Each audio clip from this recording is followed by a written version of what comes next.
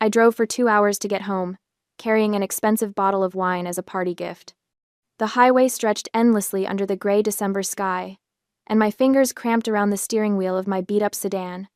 Although I had moved out and was living in a rented one-bedroom apartment far away, the moment I stepped through the door of the Henderson estate, the label of youngest daughter was immediately stripped away to be replaced by the sign, servant.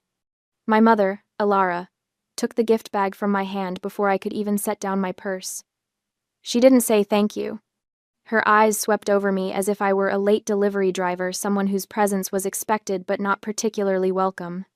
Go to the kitchen, the prime rib isn't roasted yet. My back hurts too much, she said, then turned her back and walked away, her silk blouse swishing as she disappeared into the living room. My stomach twisted. I hadn't even taken off my coat. Christmas Eve began not with laughter, but with a stifling silence in the kitchen. The enormous slab of prime rib sat on the counter, still partially wrapped in butcher paper. I tied on the apron that hung on its familiar hook, the same one I'd worn since I was 16, and got to work.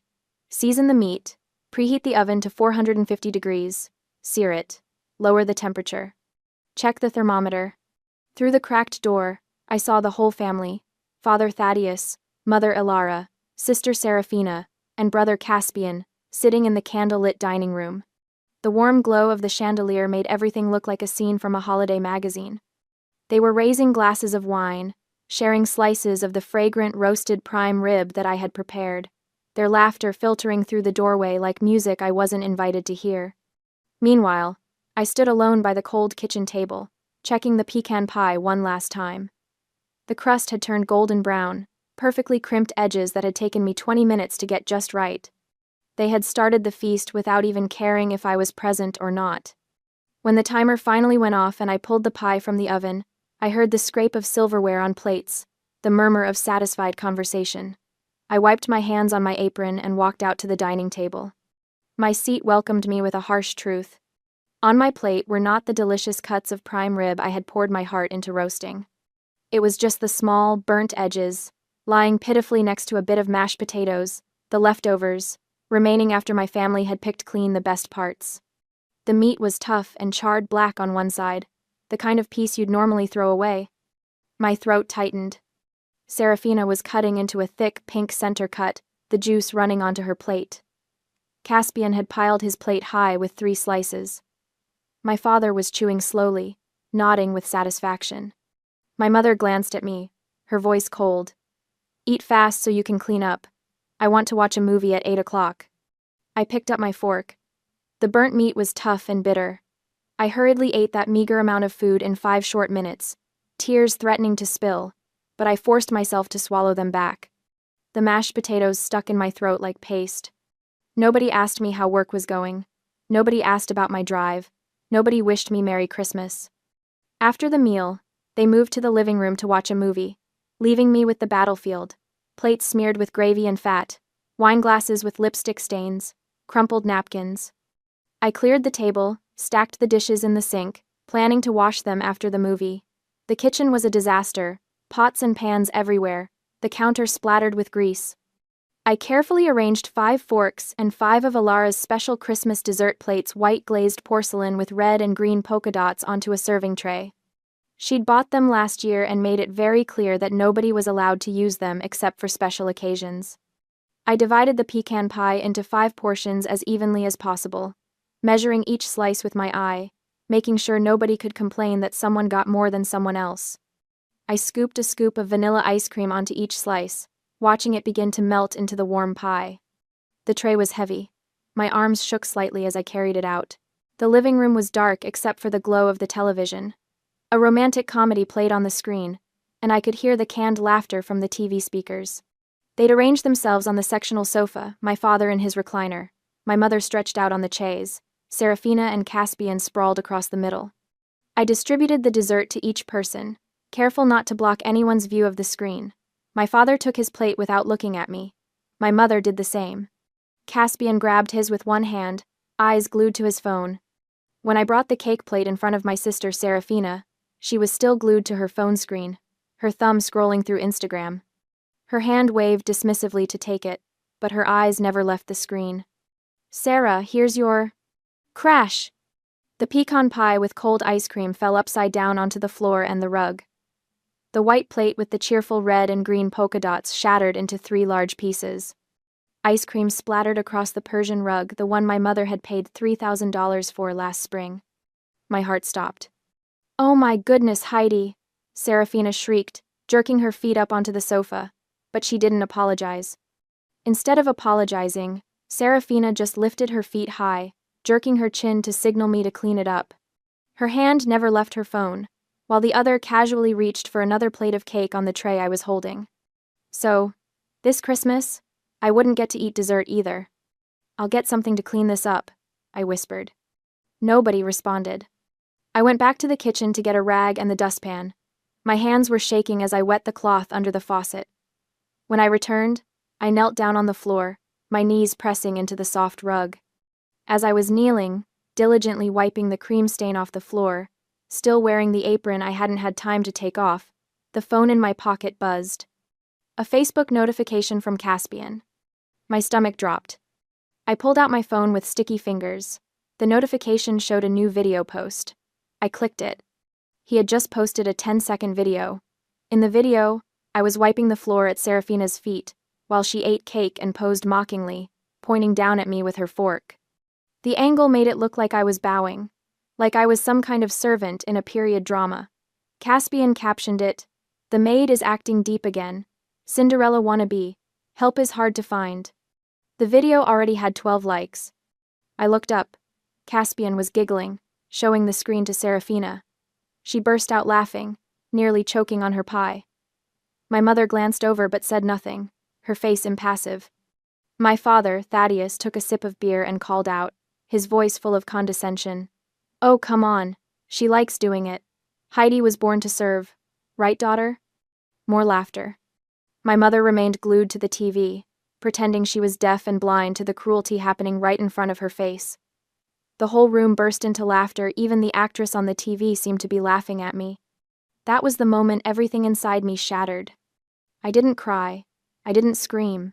I didn't throw the rag at Caspian's smug face, though I desperately wanted to.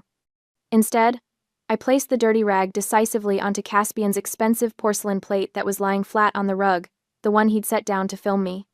The rag landed with a wet plop, cream and pie filling smearing across the pristine white surface.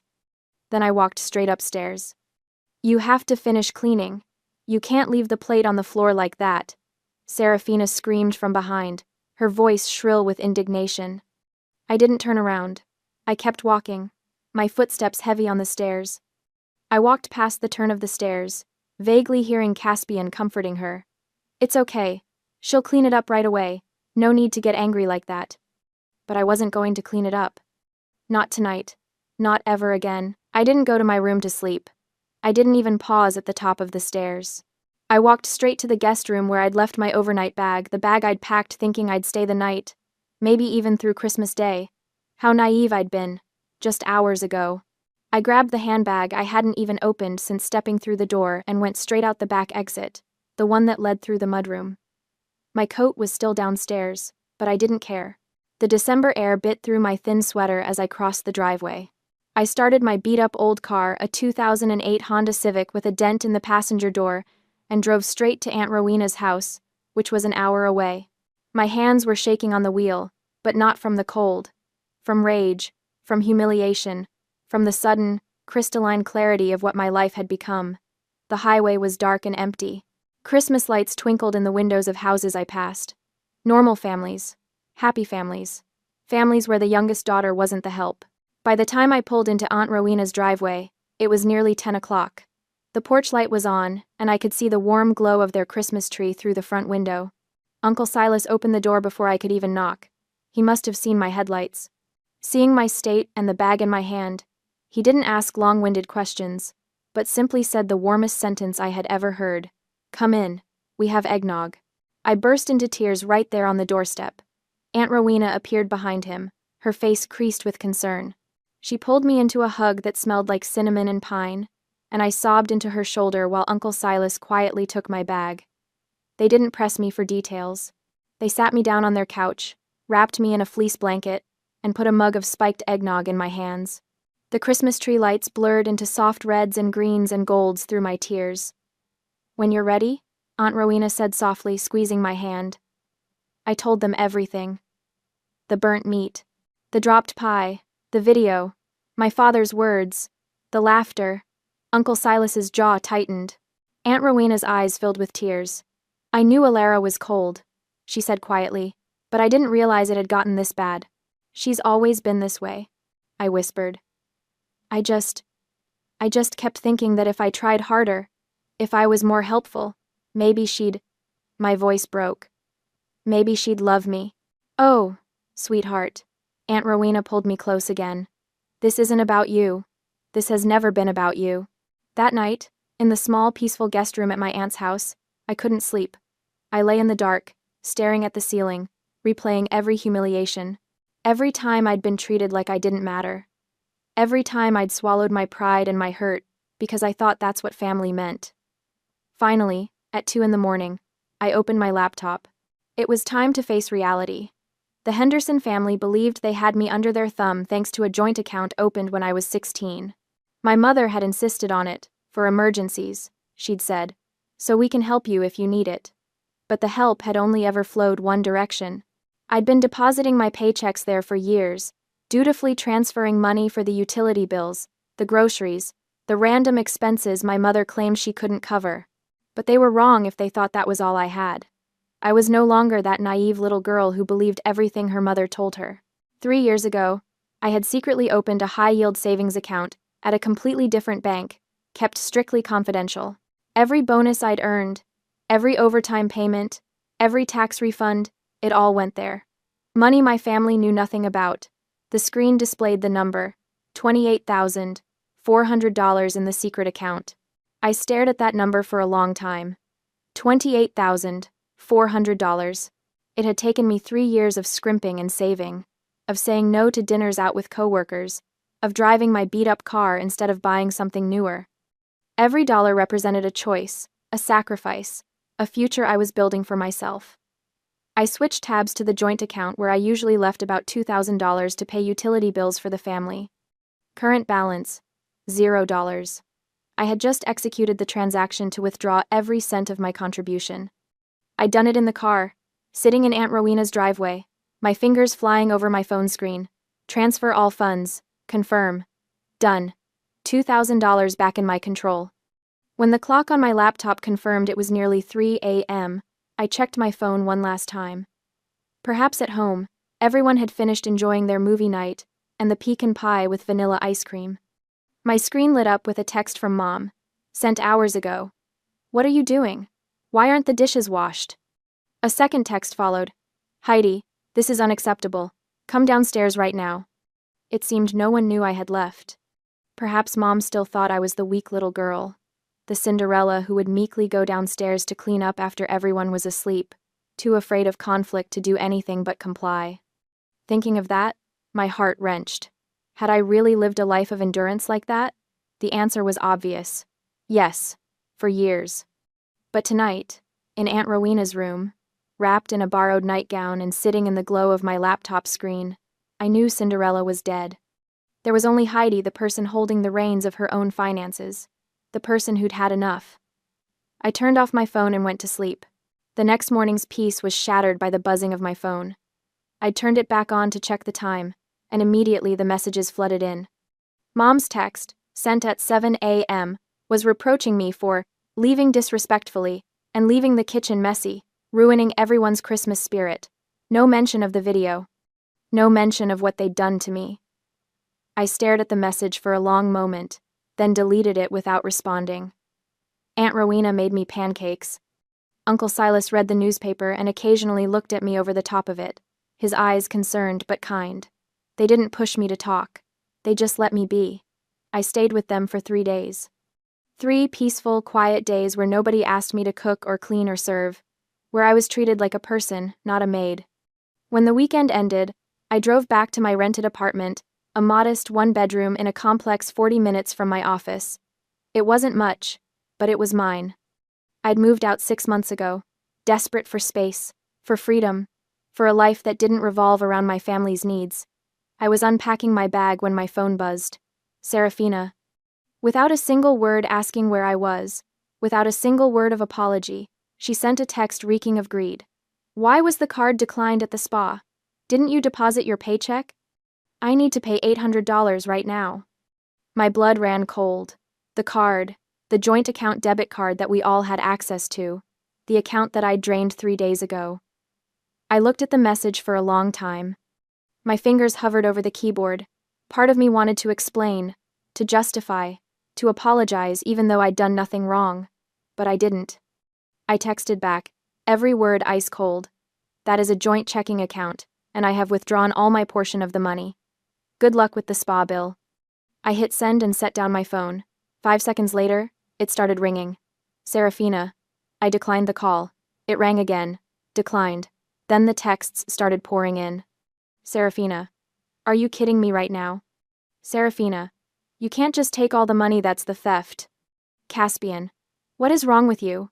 Mom needs that money for groceries. Mom. Heidi, call me immediately. This is unacceptable and irresponsible. Dad. You're stealing from your own family. I raised you better than this. Immediately, my phone blew up with a barrage of abusive texts from the family, accusing me of being irresponsible and stealing family money. The messages came in rapid fire, one after another, each one more vicious than the last. I sat on my couch and read them all, every single one. I let the words wash over me, words like selfish and ungrateful and terrible daughter. Then I quietly blocked their numbers one by one. Serafina, blocked. Caspian, blocked. Dad, blocked. Mom. I hesitated over that one. My finger hovered over her name. Then I pressed block. The silence was deafening.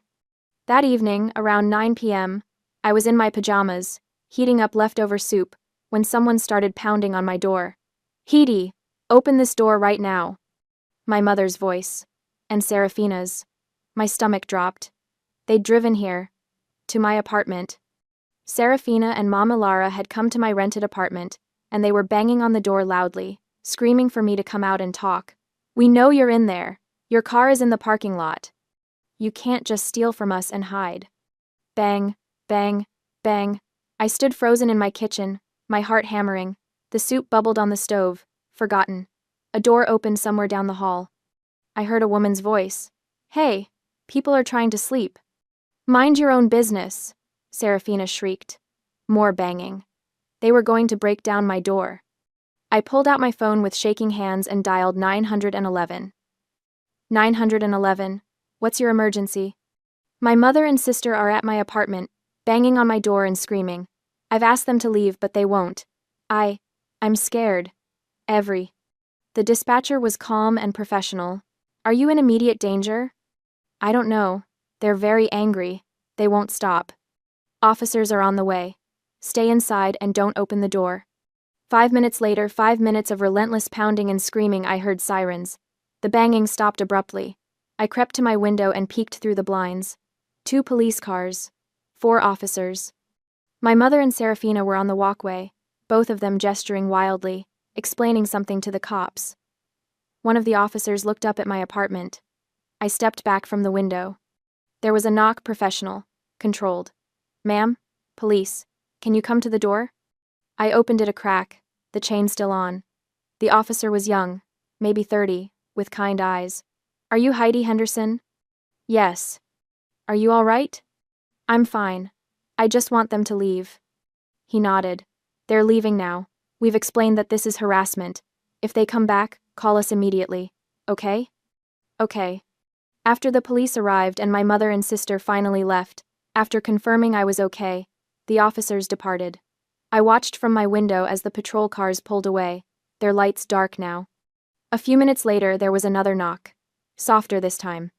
I looked through the peephole. A woman about my age, holding a plate. I opened the door cautiously. Hi, she said, giving me a sympathetic smile. I'm Jane. I live in 3B. I heard all that commotion, and I just wanted to make sure you're okay. I brought cookies and hot cocoa. I burst into tears for the second time in 3 days. Jane brought over some cookies and hot cocoa for me, and we sat in my tiny living room. She didn't ask invasive questions. She just listened while I gave her the abbreviated version family drama, Money issues, boundaries. Good for you, she said firmly, for calling the cops. That took guts. After she left, I sat alone in the dark, drinking the cocoa, eating the cookies, and for the first time since Christmas Eve, I felt something other than hurt. I felt angry. But unable to force me to open the door, they switched to attacking my livelihood. It started 2 days later. I was at work, trying to focus on a presentation, when my work phone, buzzed with a notification. Someone had tagged the company in a Facebook post. I opened it with a sense of dread. Caspian had written a long post about how his sister scammed the family and stole retirement funds, and how our company employed people with no moral character. Serafina had shared it and added her own commentary. They'd mobilized friends to flood my company's Facebook page, leaving a series of fake reviews. Employee Heidi is a scammer of her own family. Terrible character. Would never trust this company. My hands shook as I scrolled through them.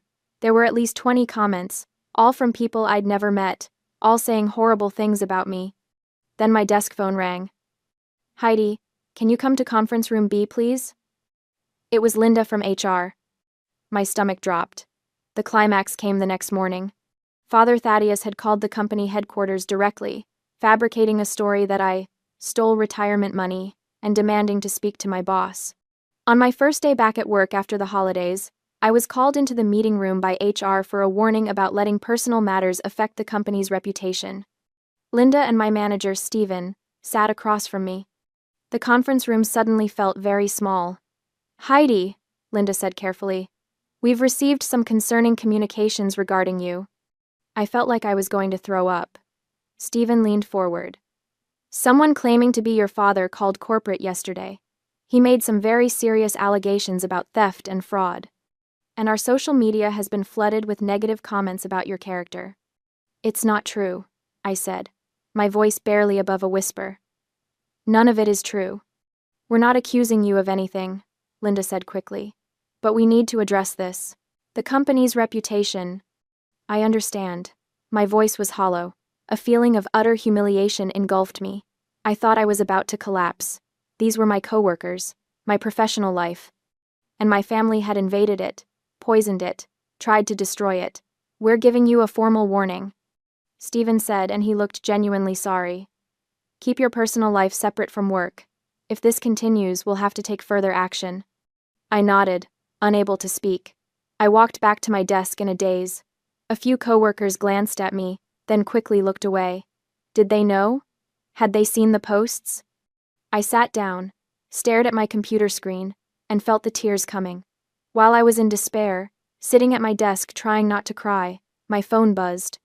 A text from Uncle Silas. Rowena and I want to help. Can you meet us for dinner tonight? There's someone I want you to meet. That evening, Uncle Silas made an appointment for me to visit the office of attorney Lysandra Vale, his high school best friend, a sharp woman specializing in handling family financial fraud cases.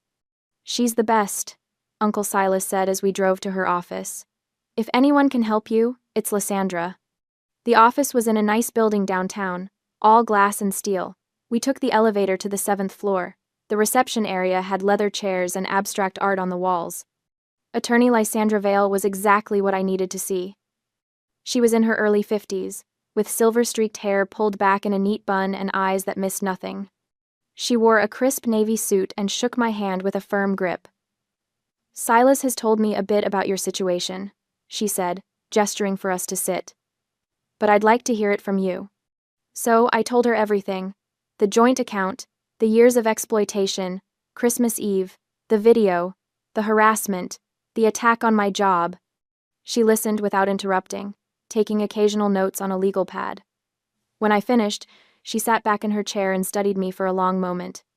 Do you have documentation? She asked. Of what? The joint account, your deposits, the video, the harassment, the calls to your employer. I nodded. I have bank statements, screenshots of the texts before I blocked them. The video is still up on Facebook, and HR has a record of my father's call. A slow smile spread across Lysandra's face.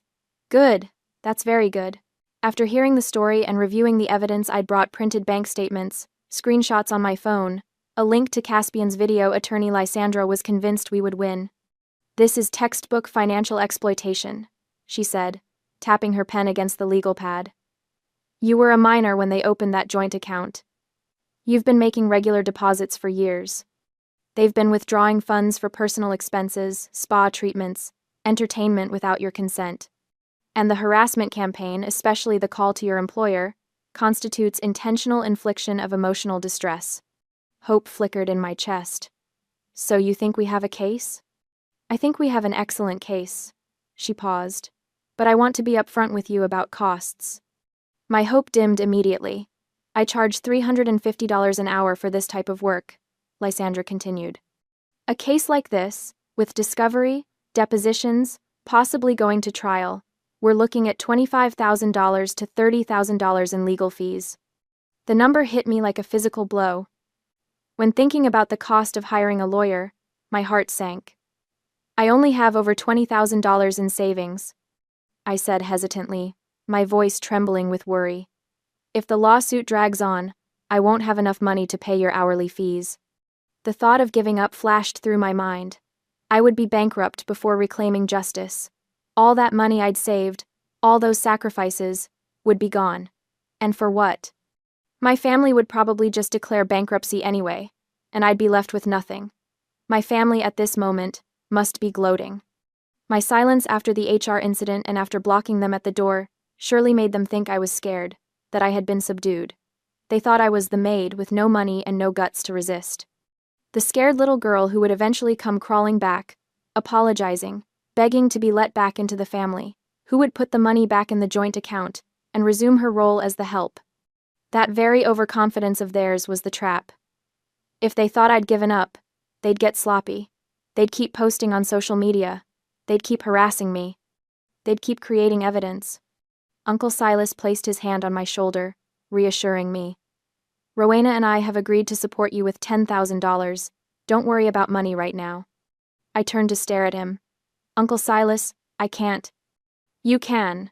And you will, he said firmly. We've talked about it. We have the money set aside. This is what family does. Real family. Tears pricked my eyes. Attorney Lysandra looked at me, her smile gentle but her eyes flashing with sharp intelligence. I will charge a flat fee of $25,000 for everything, until the lawsuit concludes. And I believe we will get back much more than that. I blinked. A flat fee? Flat fee. No hourly billing, no surprises. $25,000 total, and that covers everything through judgment or settlement. She leaned forward. Heidi, I've been doing this for 25 years. I know when I have a winning case. Your family has documented their own wrongdoing. That video alone is worth its weight in gold. It shows their attitude toward you, their lack of respect, the exploitative dynamic. Combined with the financial records and the harassment campaign, we can pursue not just return of funds, but significant damages for emotional distress. How much are we talking about? I asked quietly. Conservatively, I'd estimate we could get a judgment of $100,000 to $150,000, possibly more if we go to trial and a jury sees that video. My breath caught. That was more than 5 times my savings. That was life-changing money. My hesitation vanished. My family thought I was cowering in fear because of the HR warning? Good. Let them think that. Let them continue to be arrogant, continue to leave traces, continue to think they had won. Because when they were most off guard, that was when Lysandra and I would strike. Okay, I said, my voice steady for the first time in days. Let's do it. Lysandra smiled a predator's smile. Excellent. I'll need you to sign a retainer agreement, and I'll need you to do something else. What? Don't block your family anymore. Let them keep texting you. Let them keep leaving evidence. Don't respond, that's important, but don't block them.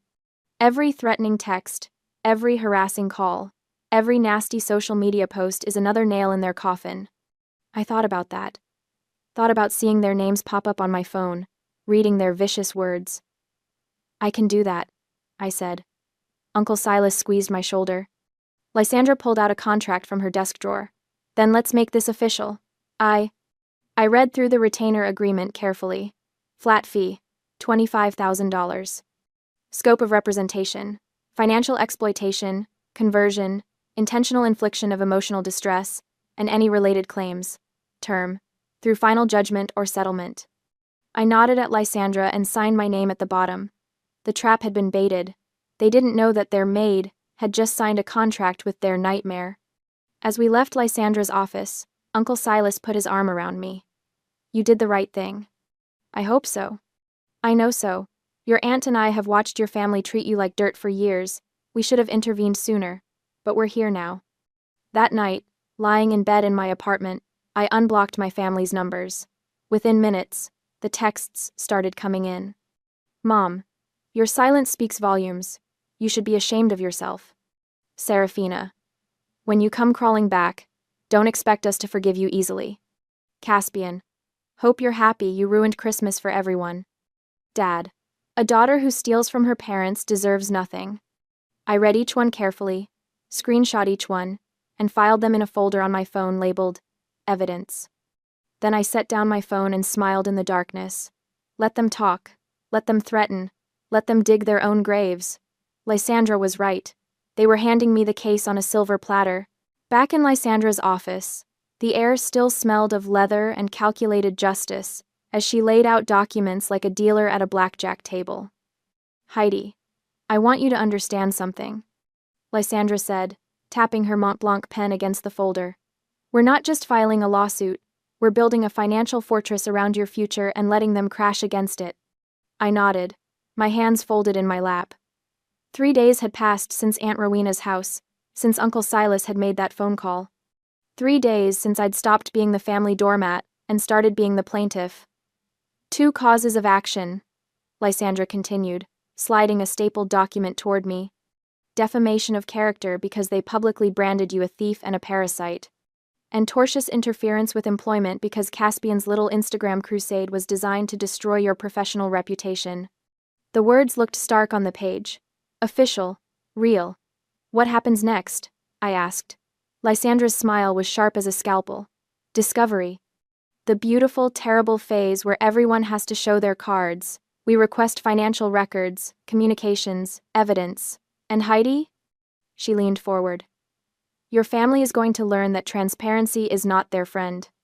The discovery phase felt like watching a slow-motion car crash from a safe distance. Lysandra's paralegal filed subpoenas for bank records on the old joint account, the one I'd contributed $2,000 to every month, like clockwork. The one my family had treated like a community piggy bank for their whims. When the statements arrived, Lysandra spread them across her conference table like crime scene photos. Look at this, she said, running her finger down the deposit column. Month after month. Heidi Henderson. $2,000. Heidi Henderson. $2,000. She flipped to the withdrawal side. And here? Serafina Henderson. $1,200. Salon and boutique charges. Elara Henderson. $800. Country club membership. Caspian Henderson. $600. Electronics store. The numbers told the story I'd lived but never voiced. I was the engine. They were the passengers. They called you the parasite, Lysandra said quietly. But the math says otherwise. My throat tightened. Seeing it in black and white official bank letterhead, transaction codes, dates, made it undeniable. I hadn't been imagining things. I hadn't been dramatic or ungrateful. I'd been used. But the real explosion came from the asset investigation.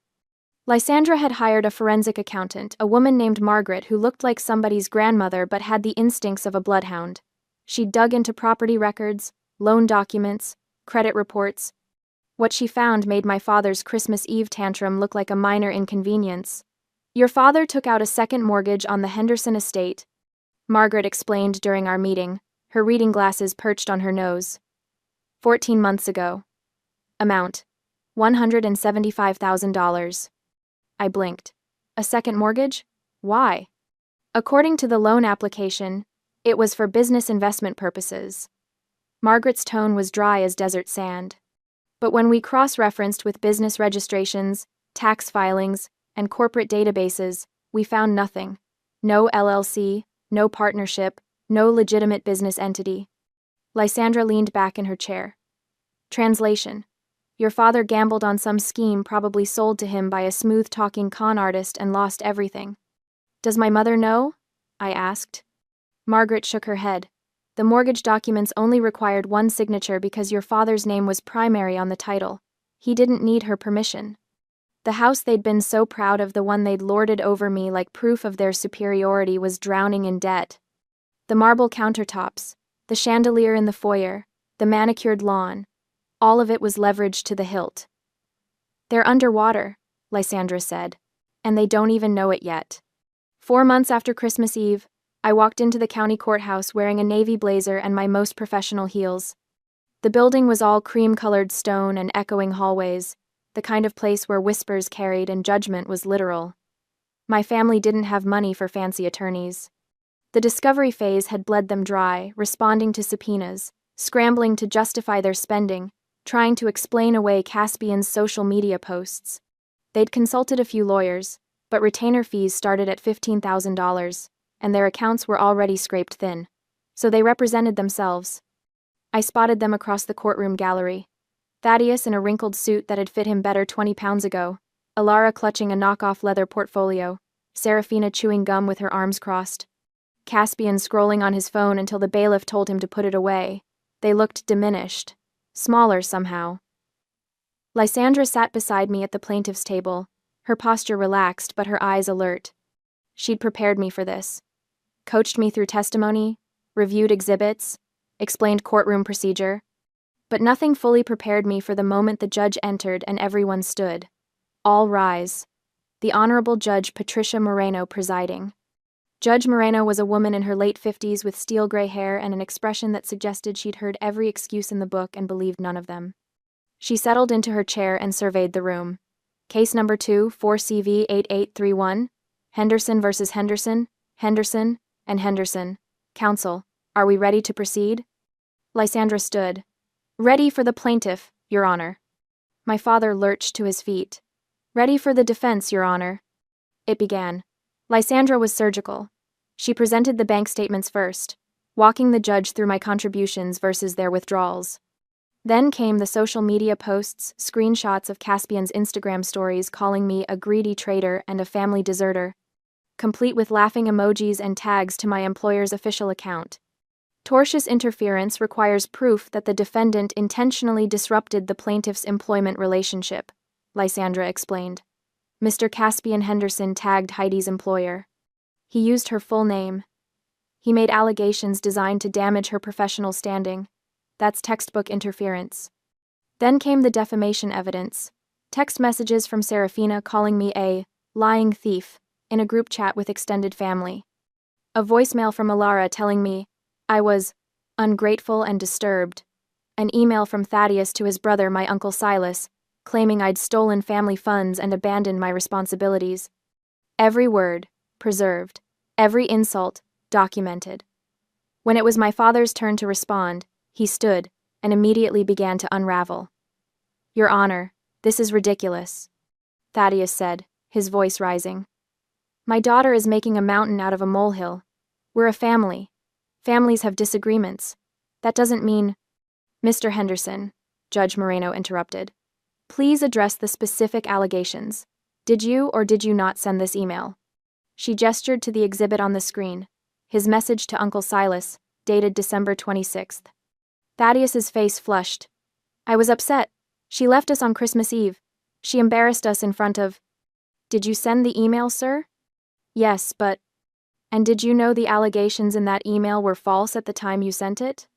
His jaw worked. I believed she'd taken money from the joint account without permission. An account she contributed $2,000 to monthly, while your family withdrew funds freely, Lysandra interjected smoothly. An account she had every legal right to access. Thaddeus's composure cracked. She was living under our roof, eating our food, using our utilities. That money was her contribution to the household. Was there a written agreement stipulating that? Judge Moreno asked. Silence. Was your daughter ever prevented from accessing those funds before December 24th? More silence. Mr. Henderson, I suggest you stick to facts rather than feelings. But Thaddeus couldn't. The narcissism that had ruled our household for decades, the absolute certainty that he was right, that he was owed, that his children existed to serve him, came roaring to the surface. This is absurd, he shouted. She's my daughter. I raised her. I fed her. And this is how she repays me? By dragging us to court like common criminals? Mr. Henderson. She's vindictive. She's always been difficult. Ever since she was a child, she's had this attitude, this entitlement. Mr. Henderson, you need to... I don't need to do anything. His voice echoed off the courtroom walls. I'm the victim here. She abandoned her family. She's the selfish one. The bailiff took a step forward. Judge Moreno's gavel came down hard. Mr. Henderson, you will control yourself, or you will be held in contempt. Do you understand? Thaddeus was breathing hard, his face a mottled red. Elara grabbed his arm, whispering frantically, but he shook her off. And that's when Lysandra played the ace. Your Honor, if I may, she said calmly, I'd like to introduce Exhibit F into evidence. She nodded to her paralegal, who queued up a video on the courtroom screen. It was 10 seconds long, filmed on an iPhone, vertical format, slightly shaky. The perspective was from above, looking down at a cream-colored tile floor. And there I was, on my hands and knees, scrubbing. Caspian's voice came through the speakers, amused and casual. Look at Cinderella. Guess she forgot the ball was cancelled. Laughter from off-screen Serafina, probably. Then the video ended. The courtroom was silent. This video was posted to Mr. Caspian Henderson's Instagram story on Christmas Eve, Lysandra said quietly. It was viewed by approximately 200 of his followers before being deleted. Fortunately, several individuals captured screenshots and recordings. Judge Moreno's expression didn't change, but her eyes were hard. And the context? The plaintiff had been made to clean the floor after her brother deliberately dropped a tray of dessert dishes. This was not an isolated incident, but part of a pattern of emotional abuse and exploitation documented by the plaintiff's testimony. Lysandra let that sink in. Then she continued. Heidi Henderson was not a daughter in that household, Your Honor. She was unpaid labor. She was a maid, a scapegoat, and a piggy bank. And when she finally stood up for herself, her family responded with a coordinated campaign of defamation and harassment. My father tried to sputter a response, but Judge Moreno held up a hand. I've heard enough. The verdict came 2 weeks later. I was at my desk at work when Lysandra called. I stepped into an empty conference room to take it. We won, she said simply. Complete victory. My knees went weak. I sat down hard in the nearest chair. The judge ruled their behavior was malicious and intentional. Defamation. Proven.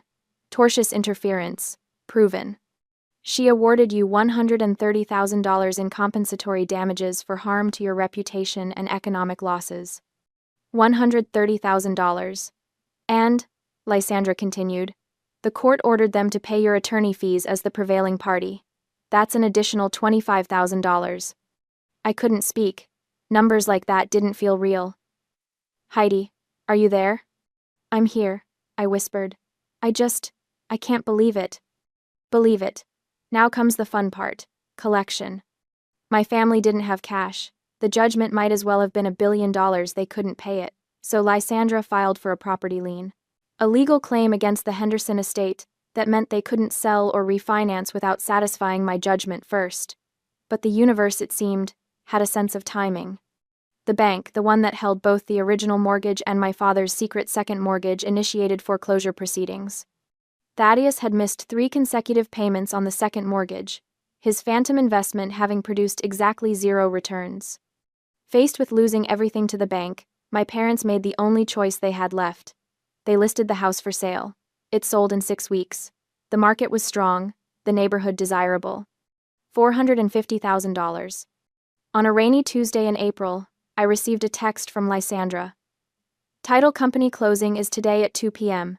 Wiring instructions already submitted. You don't need to be there.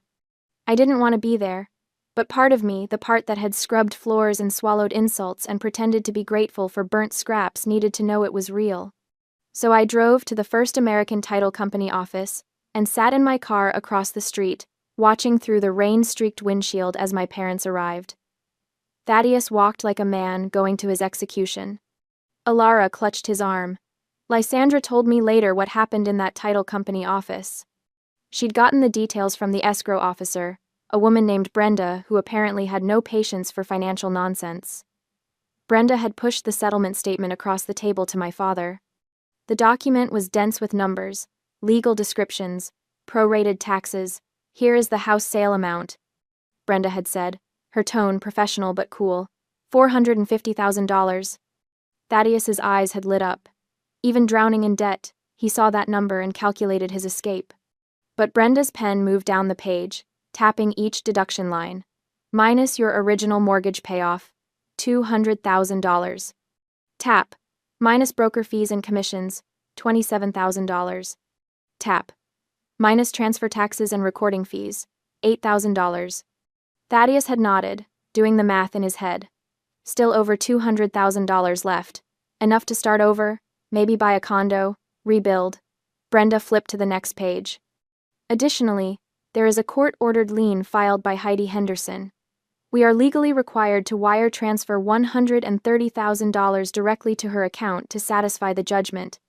The color had drained from my father's face. And, Brenda continued, unmoved, the prevailing party attorney fees in the amount of $25,000.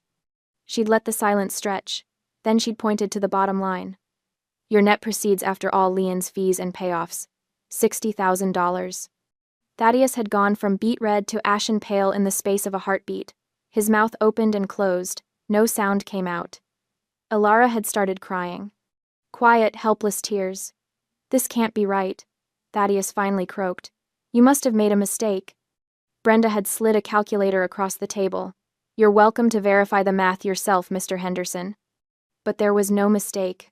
The numbers were merciless and exact. $450,000, minus $200,000, minus $27,000, minus $8,000, minus $130,000, minus $25,000, $60,000. The house they'd been so proud of, the symbol of their success, the throne from which they'd ruled, reduced to $60,000 and a forwarding address at a budget motel. I was in the middle of a budget meeting when my phone buzzed in my pocket. I ignored it. Professional Heidi, the one who showed up on time and delivered clean reports, didn't check personal notifications during work hours. But when the meeting ended and I returned to my desk, I opened my banking app. The notification was simple, stark, beautiful. Wire transfer received, plus $155,000. Sender, First American Title Company. I stared at it for a full minute, watching the number just sit there. Permanent, real, mine. Around me, the office hummed with its usual energy, keyboards clicking, phones ringing, someone laughing at the coffee station. Normal sounds, normal day. Except I was holding a phone that displayed the dollar equivalent of my dignity, my boundaries, and 4 months of legal warfare. I didn't cry. I didn't cheer. I just closed the app, took a breath, and went back to work. But that night, alone in my apartment with a mug of chamomile tea, I let myself smile. This wasn't money my parents had given me out of love or obligation. This wasn't an inheritance or a gift. This was restitution. This was justice with a dollar sign attached. They'd tried to break me, and instead, they'd funded my freedom. The next morning, I drove to Aunt Rowena and Uncle Silas's house. The wisteria was blooming along their fence, purple cascades that smelled like spring and second chances. Rowena answered the door in her gardening apron, dirt smudged on her cheek. Heidi, I wasn't expecting you today. Come in, come in. Uncle Silas was in the kitchen, assembling a sandwich with the focused precision of an engineer. He looked up when I entered and gave me one of his quiet smiles. She's got that look, he said to Rowena. The look that means something important happened. I sat at their kitchen table, the same one where I'd cried and confessed, and plotted my escape 4 months ago. But this time, I wasn't running toward them for shelter. I was walking toward them as an equal. I pulled an envelope from my purse and slid it across the table. What's this? Rowena asked, wiping her hands on a dish towel. $10,000, I said simply. The loan you gave me, plus an extra $200 for interest, even though you said you didn't want it. Uncle Silas opened the envelope and saw the cashier's check. His eyebrows rose. Heidi, you didn't have to. Yes, I did. My voice was steady. Certain. You believed in me when I didn't believe in myself. You gave me the tools to fight back. This isn't just repayment, it's gratitude. Rowena's eyes got shiny. She reached across the table and squeezed my hand. "We're proud of you, sweetheart. So proud." "Lysandra said you were the easiest client she'd ever had," Silas added. "Organized, honest, determined. You did the work, Heidi. We just pointed you in the right direction." I stayed for lunch. We didn't talk about the lawsuit or my family's implosion. Instead, we talked about normal things. Rowena's garden plans, Silas's upcoming retirement, my ideas for maybe taking a weekend trip somewhere I'd never been. It felt good, clean. Like a chapter closing and a new one beginning without fanfare or drama. Just life, moving forward. 12 months have passed since the gavel fell and the dust settled. I'm sitting in my studio apartment, my own place, purchased with a mortgage I qualified for, all by myself, holding a mug of hot cocoa. The steam curls up toward the ceiling, and outside my window, the city is dressed in December lights. It's not a mansion. It's 500 square feet with a galley kitchen and a bathroom the size of a closet, but every inch of it is mine.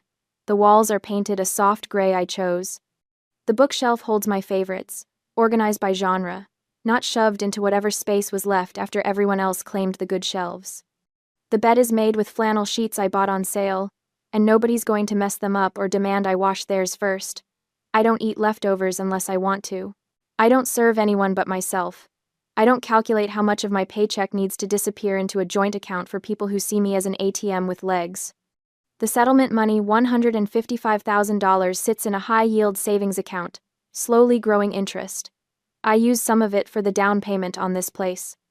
The rest is my safety net, my emergency fund, my screw-you money if I ever need it. I have a retirement account now. I have a budget that actually works. I have a therapist I see twice a month who's helping me unpack 26 years of being told my needs didn't matter. I'm learning what it feels like to be enough, just as I am. Tomorrow, I'm having lunch with Aunt Rowena. She called last week, her voice warm and conspiratorial. "I'm making glazed ham and pecan pie. You should come over. We'll make it a proper celebration." "Celebration of what?" I'd asked. "Of you, sweetheart. 1 year of freedom. That's worth celebrating." So tomorrow, I'll drive to her house and sit at that kitchen table again. I'll eat food made with love instead of obligation. And when Aunt Rowena serves the pecan pie, the same dessert I once scraped off a floor while my brother filmed and laughed, I'll add a scoop of cold vanilla ice cream. Not because someone told me I could have it. Because I want it, and I'll enjoy every single bite. I don't keep tabs on my family anymore. I blocked their numbers, muted their names on social media, and built a wall between their chaos and my peace. But information has a way of seeping through. I heard from a cousin that Thaddeus is living in a budget motel off the highway, working the night shift as a janitor at a storage facility. Apparently, he tried to reconnect with extended family, posting long, rambling messages on Facebook about how he'd been betrayed and abandoned, but most people just blocked him. Nobody wants to be the next target of his blame spiral. Alara filed for divorce 6 months after the house sale. She's living in a subsidized apartment, collecting what little social welfare she qualifies for. I heard she tried to reach out to me through a mutual acquaintance, wanting to talk and explain, but I declined. Some bridges aren't worth rebuilding. Serafina and Caspian drifted away to different cities. No forwarding addresses, no updates. They cut contact with everyone, including each other. I suppose when the money runs out and the audience gets bored, there's not much left to hold on to. I don't feel sorry for them. I don't feel vindicated either, not in the chest-thumping, triumphant way. Mostly, I feel free. Free from the weight of their expectations. Free from the script that said I had to endure abuse because we shared DNA. Free from the lie that staying silent was the same as being kind. I set down my mug of cocoa and walked to the window. The city lights blur into soft halos, and somewhere out there, people are living their lives, complicated, messy, beautiful lives. I think about the girl I was a year ago. The one who scrubbed floors and swallowed insults. The one who believed that being useful meant being loved. She's still part of me. But she's not all of me anymore. Now, I'm the woman who fought back, who hired a lawyer and gathered evidence and sat in a courtroom and won, who took the money that was legally, rightfully mine, and built something new. I'm the woman who learned that silence isn't always golden. Sometimes, it's just submission in disguise. And when you finally find your voice, when you use it to testify, to advocate, To defend yourself, that's when the real power comes. They thought I was the help because I stayed quiet. They didn't know I was just saving my voice for the testimony that would end them. I smile at my reflection in the window. Tomorrow, there will be glazed ham and pecan pie. And I will eat it all, with cold vanilla ice cream melting into every perfect bite, because I'm not anyone's maid anymore. I'm just Heidi. And that, finally, is enough.